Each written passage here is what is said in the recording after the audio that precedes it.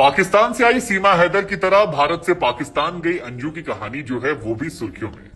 लेकिन इस कहानी में झूठ की इतनी परतें हैं कि आप एक परत निकालते हैं, आप सोचते हैं यार एक तो और झूठ निकला।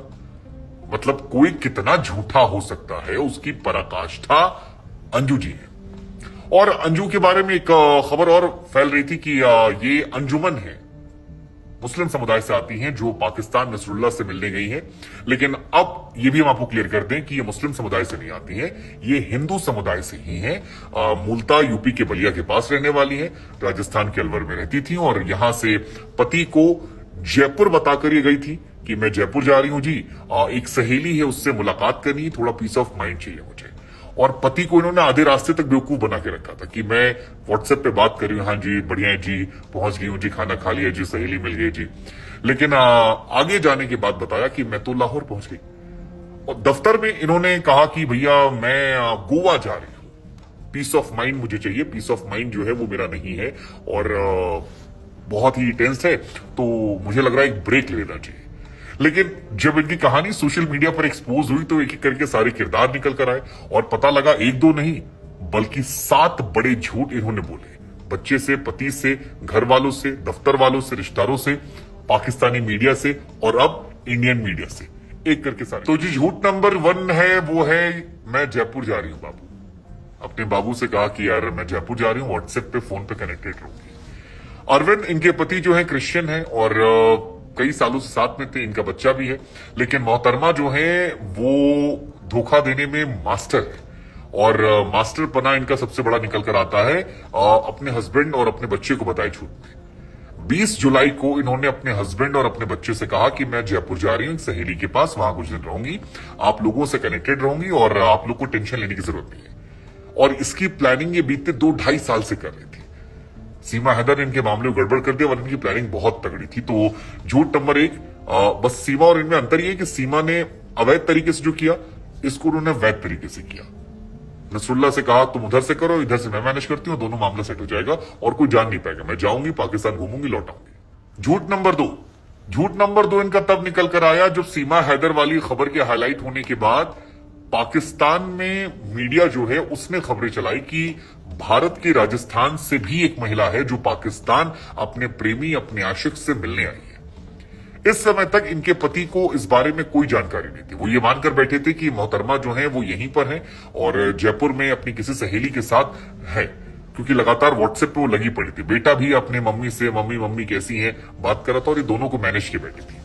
लेकिन जो पाकिस्तान मीडिया की खबर हाईलाइट हुई और उसके बाद पूछताछ शुरू हुई तो इनके पति ने कॉल किया और उस पति के कॉल में निकल कर आया कि भैया मैं तो लाहौर में हूं। हालांकि ये भी झूठ था, ये लाहौर में नहीं थी, ये चली गई थी खैबर पख्तूनख्वा, वहां पर किसी गांव में जहां पर नसरुल्लाह साहब जो है वो इनको।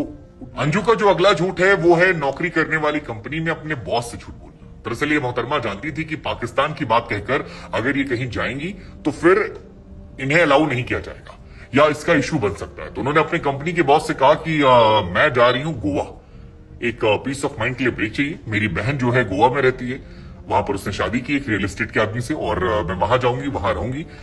10 तारीख को उन्होंने छुट्टी अप्लाई की थी और 14 से 24 के बीच में छुट्टी चाहिए थी। तो टेक्निकली इनके बॉस के हिसाब से 24 तारीख उनको लौट आना था, जो इनके बॉस ने बाद में मीडिया को बताया भी कि हम तो शौक थे खुद कि यार हमारे यहाँ काम कर रही थी, 1-1.5 साल से काम कर रही थी और कैसे पाकिस्तान पहुंच गए।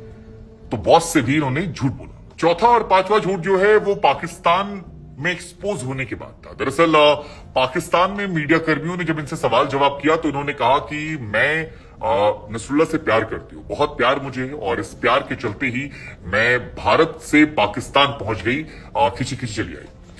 उनका ये कहना है कि इश्क में हम एक दूसरे से इतनी ज्यादा मोहब्बत में थे कि हमें कोई दिखाई नहीं पड़ा। लेकिन जब पाकिस्तानी मीडिया की खबरें हाईलाइट हुई और सोशल मीडिया पर ये खबरें चलने लगी, उसके बाद इनके पति ने इन्हें कॉल किया और पूछा कि क्या तुम पाकिस्तान में शादी करने वाली हो, क्योंकि तुम्हारे हवाले से पाकिस्तान में तमाम मीडिया चैनल्स हैं जो खबर चला रहे हैं और तुम्हारे नसरुल्लाह ने भी कहा है कि तुम उसके साथ रहती हो, एंगेजमेंट हो गई है, वापस जाओगी, फिर आओगी, वीजा लेके शादी करोगी, तो क्या ये सही है?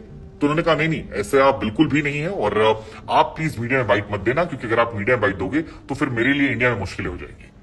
आप चुप रहना, मैं लौट कर आऊंगी तो आपको समझाऊंगी क्या करना है, कैसे करना है और तब तक आप शांत रहो।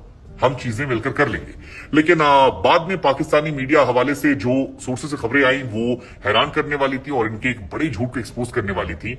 नसरुल्लाह ने भी बाद में कहा, शुरू में कहा प्यार करते हैं, बाद में कहा कि जी अलग अलग कमरों में रहते हैं, हम साथ आए हैं, सिर्फ दोस्त हैं, कहाँ हमें रहना है, उसका कमरा अलग है। अब लोग इतने बेवकूफ, इतने मासूम तो नहीं है जितना इन दोनों ने दुनिया को समझ रखा है। लेकिन ये वाली कहानी जो है ये भी इनके झूठ को एक्सपोज करती और डिफाइन करती। और छठा और सातवां झूठ जो है वो पाकिस्तान की सरकार को और वहां के पुलिस को बोला। इन्होंने पाकिस्तान पुलिस से कहा कि मैं एक ईसाई लड़की हूं जो तलाकशुदा है और नसरुल्लाह से प्यार करती हूं, उस प्यार को मुकम्मल करने के यहां पहुंची हूं, इसके अलावा कोई रखाई नहीं है। जबकि ना ये तलाकशुदा थी, ना ही इनका डिवोर्स हुआ है, ना इनके पति को इस बात की जानकारी थी और ना इनके बच्चे को इस बात की जानकारी थी कि ये पाकिस्तान में शादी करने जा रही। तो पाकिस्तान पुलिस के सामने जिन्होंने झूठ बोला वो भी दुनिया के सामने एक्सपोज हुआ और एक नंबर की झूठी मक्कार ये साबित हो गई है। इसके अलावा अगली कहानी जो निकल कर आई है वो ये है कि जब पाकिस्तान के लिए वीजा अप्लाई कर रही थी तो उन्होंने पाकिस्तान जाकर शादी की बात कही है। अब शादी की बात जो है वो नसरुल्लाह के फैमिली में किसी की शादी नहीं हो रही है।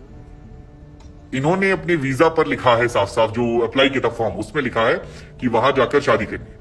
अब शादी अटेंड करनी है, शादी करनी है, ये क्लियर नहीं है। लेकिन क्योंकि नसरुल्लाह के घर के इर्द गिर्द किसी की शादियां नहीं हो रही हैं, ऐसे में ये सवाल फिर बड़ा हो गया कि पाकिस्तान पुलिस को झूठ बोलना कि मैं तलाकशुदा महिला हूं, इंडिया में झूठ बोलना, मतलब दोनों देशों में इन्होंने इतने झूठ बोले हैं कि दोनों अधिकारी वापस से मिलकर कह रहे हैं कि यार तुम रख लो और इतना बड़ा झूठा कोई कैसे हो सकता है। ये बहुत बड़ा झूठ है। पाकिस्तानी एम्बेसी से, पाकिस्तान इंडियन एम्बेसी से, अपने हस्बैंड से, अपने बच्चे से, अपने दोस्तों से, और केवल नसरुल्लाह और इन्हें एक दूसरे का सच पता था और अब दोनों दुनिया के सामने बैडली खैर जाते थे। हम आपको बता देंगे 16 साल पहले इनकी शादी हुई थी। अरविंद मूलतः क्रिश्चियन है, ये मोहतरमा मूलतः हिंदू हैं और 16 साल से साथ रह रहे थे। बीते 2 सालों से इनका रिश्ता जो है फेसबुक के जरिए नसरुल्लाह से शुरू हुआ था और उसके बाद की कहानी जो है धीरे धीरे सोशल मीडिया, टीवी, अखबारों के जरिए सामने आ गई है।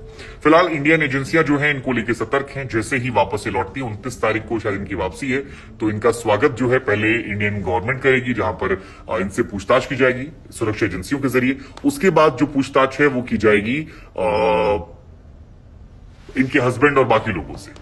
लेकिन कुल मिलाकर मोहतरमा के झूठ की लंबी फहरिस्त फिलहाल इन्हें चर्चा केंद्र में ले आई है। नौकरी, पति क्या होगा पता नहीं, लेकिन इनके सोसाइटी में जहां पर घर था इनका, वहां से पति और बच्चे ने वो घर छोड़ दिया है क्योंकि सोशल एम्बैरेसमेंट का सामना उन्हें करना पड़ रहा था और लोगों के सामने वो काफी असहज हो रहे थे। ऐसे में उन्होंने फैसला किया कि वो अब वहां नहीं रहेंगे जब तक ये मामला ठंडा नहीं पड़ता। लेकिन फिलहाल सुरक्षा के दृष्टिकोण से भी ये मामला काफी महत्वपूर्ण है, फजीहत के लिहाज से भी मामला महत्वपूर्ण है, झूठ के लिहाज से भी मामला महत्वपूर्ण है।